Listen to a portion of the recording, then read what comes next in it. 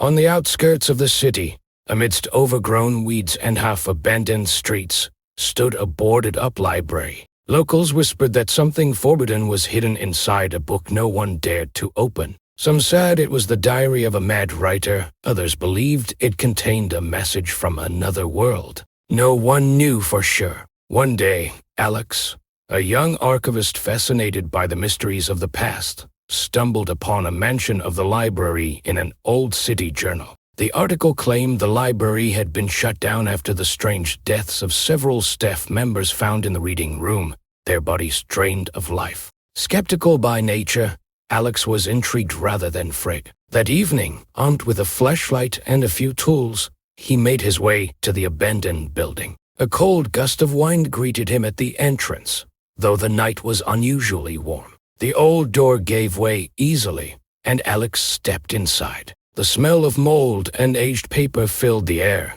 and the silence was so thick he could hear his own heartbeat. Carefully, he moved deeper into the library, shining his flashlight on endless rows of shelves. The books seemed alive, some standing perfectly aligned, others strewn across the floor as if they'd been ripped out in a frenzy. Eventually, he came across a door leading to the basement. A rusted lock barred the way, but he broke it with a crowbar. Downstairs, he found a narrow room. In the center was a massive wooden table, and on it lay a book. It looked unnatural. The cover seemed to be made of fabric that shifted under the beam of his flashlight. The book seemed to call to him, and Alex couldn't resist. He opened the first page. The words on the paper swirled, forming strange phrases before disappearing entirely. The pages turned blank, and in their place, drawings began to emerge, patterns resembling maps. One of them looked eerily like the layout of the library itself. The air around Alex grew heavy,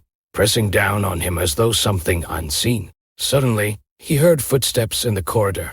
He spun around, but no one was there. The footsteps grew louder, closer. Grabbing the book, Alex bolted back upstairs. But when he reached the reading room, he realized the door he'd entered through was gone. In its place stood a mirrored wall. In the reflection, Alex saw himself but distorted. His reflection had black eyes and a lifeless grin. It raised its hand. Though Alex hadn't moved, the mirror began to ripple, and the reflection stepped out. The last thing Alex understood was that his reflection had become real, and he was now trapped behind the glass. Since that day, the library waits once more, waiting for the next reader brave enough to open its book.